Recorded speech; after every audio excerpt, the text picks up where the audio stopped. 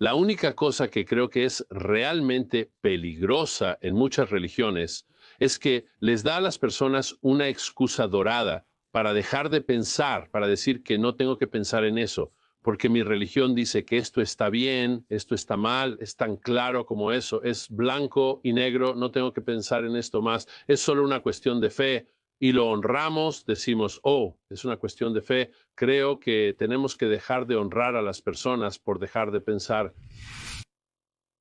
El tipo de ateísmo del que Richard y yo hablamos no es una negación completa de nada, es una cuestión de lo que es probable.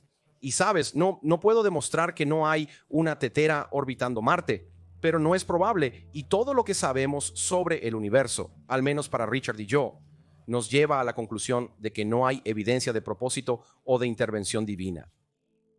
Pero eso no significa que argumentemos definitivamente que podemos demostrar que eso no puede ser el caso. No negamos, no solo afirmamos la evidencia de la realidad. De hecho, no me describo a mí mismo como ateo. Me he descrito a mí mismo como un antiteísta, algo que aprendí de mi amigo Christopher Hitchens.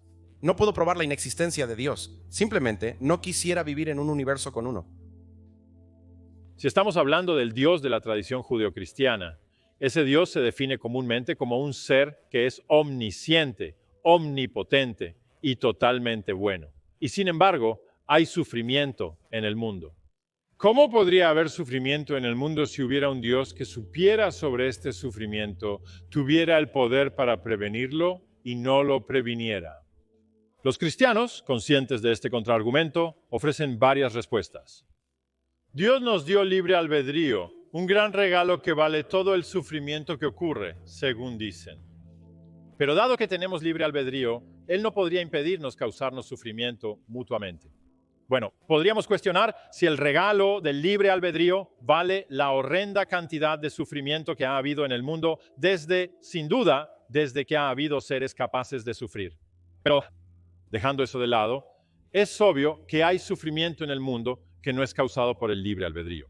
Por ejemplo, todos ustedes sabrán que durante unos 12 años, terminando solo quizás, fue hace un año o 18 meses, el sureste de Australia tuvo una terrible sequía. Y durante esa sequía muchos animales murieron. Murieron porque los pozos de agua se secaron o no pudieron obtener suficiente alimento. No fue la acción humana la que causó ese sufrimiento. Por lo tanto, hay sufrimiento en el mundo que no es causado por los humanos, causado por terremotos, sequías y así sucesivamente. Los cristianos a veces también dicen que el sufrimiento es el resultado del pecado, pero es imposible creer que un pequeño niño que es aplastado por un edificio que cae en un terremoto ha pecado y por lo tanto merece ese sufrimiento. Y por supuesto, los animales que ya he mencionado no pecaron y sin embargo sufren, no solo a manos de los humanos, sino a manos de la naturaleza. He preguntado a muchos cristianos inteligentes y reflexivos, y le estoy preguntando nuevamente a John Lennox esta noche, que me explique cómo la existencia de sufrimiento inmerecido, no causado por la actividad humana, podría ser compatible con la idea de que un Dios omnisciente creó este mundo, sabe sobre el sufrimiento, podría haber predicho el sufrimiento en el momento de la creación del mundo y no cambió las cosas para reducir esta gran cantidad de sufrimiento que continúa en el mundo hoy. Me parece extremadamente improbable que este mundo sea un mundo que fue creado por ese tipo de Dios. Me parece mucho más probable que este simplemente sea un mundo que ha surgido a través de los procesos de evolución con los que ahora estamos cada vez más familiarizados, que de hecho son ciegos y sin guía, pero que sin embargo han generado seres capaces de razonar y desarrollar capacidades para entender el mundo y su situación, porque eso sí tenía ventajas de supervivencia, pero ahora pueden usar estas capacidades para entender el mundo. Esa me parece con mucho la imagen más plausible del mundo en el que estamos, que la que los teístas intentan persuadirnos de aceptar. Quizás el área más profunda de conflicto entre ciencia y religión, aunque no creo que se mencione tan a menudo, y eso es en el método de acercamiento a la verdad. La religión depende en gran medida de la autoridad. Puede ser la autoridad de los textos sagrados, como en el Islam sunita y el cristianismo protestante, cristianismo, o textos junto con líderes religiosos que están divinamente inspirados para interpretarlos como el Islam chiita y el catolicismo romano. No tenemos nada parecido en el mundo de la ciencia y quiero hacer una distinción clara. Tenemos héroes científicos a los que respetamos enormemente, pero no son autoridades a las que acudimos para la solución de problemas científicos. Por ejemplo, en mi campo, sin duda Einstein es el mayor héroe del siglo XX, pero hoy en día nadie que discuta sobre la teoría de la gravitación resolvería el problema refiriéndose a los documentos de Einstein de 1915-1916. Hoy se entiende que cualquier estudiante de posgrado razonablemente bueno entiende la relatividad general mejor de lo que Einstein lo hizo. Hemos aprendido, hemos progresado y así en ciencia no tenemos profetas. Tenemos héroes, pero no profetas. Otra diferencia en el enfoque de la verdad es que en la ciencia nos esforzamos mucho por erradicar la influencia del pensamiento ilusorio, mientras que gran parte del pensamiento religioso parece no ser nada más que eso.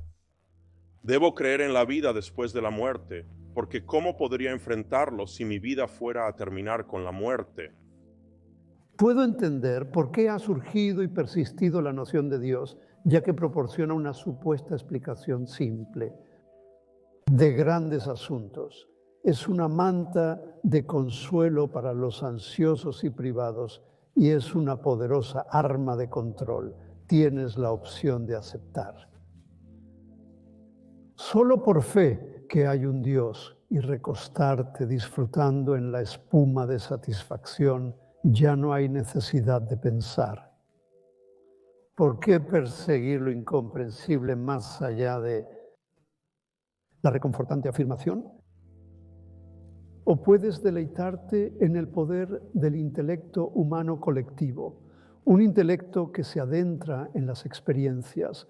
Actualmente está en ardiente búsqueda de comprensión en este lado de la tumba y añade a la vida el deleite de la verdadera comprensión.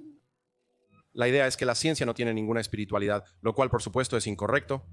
Escribo libros y hablo de ciencia porque miro una imagen del telescopio espacial Hubble que muestra las 400,000 millones de galaxias en nuestro universo. Observa galaxias a 10,000 millones de años luz de distancia que pudieron albergar civilizaciones, cada una con 100,000 millones de estrellas. Observa los conocimientos que adquirimos sobre el universo y el funcionamiento de los átomos. Esas cosas producen asombro, maravilla y misterio. Soy científico porque amo los misterios. Por lo tanto, pretender que la ciencia es simplemente seca y no tiene espiritualidad y por lo tanto es de alguna manera menos significativa que la fe es simplemente malinterpretar la ciencia y menospreciarla.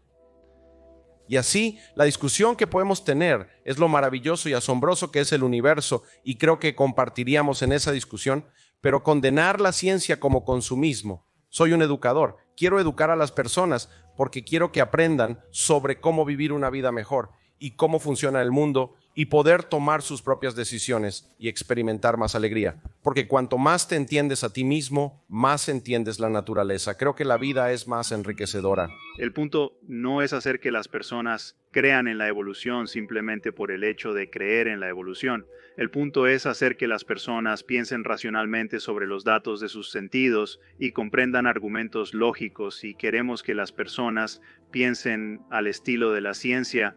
Los científicos son optimistas, piensan que dado el tiempo, dada la colaboración enormemente importante, llegarán a explicaciones que no requieren la inserción de palabras como Dios. Dios no es más que una palabra, francamente, que se usa para disfrazar la incapacidad de comprender algo, por lo que los teólogos oscurecen. Bueno, los teólogos oscurecen. Debería escuchar más y lo intento a medida que envejezco, pero pensar menos es algo que nunca quiero hacer. Y creo que, en última instancia, la ciencia es la actividad más humilde. Asumir que el universo está hecho para nosotros no es humilde. Asumir que somos una parte insignificante de nuestro maravilloso universo y aprovechamos al máximo lo que podemos es humilde.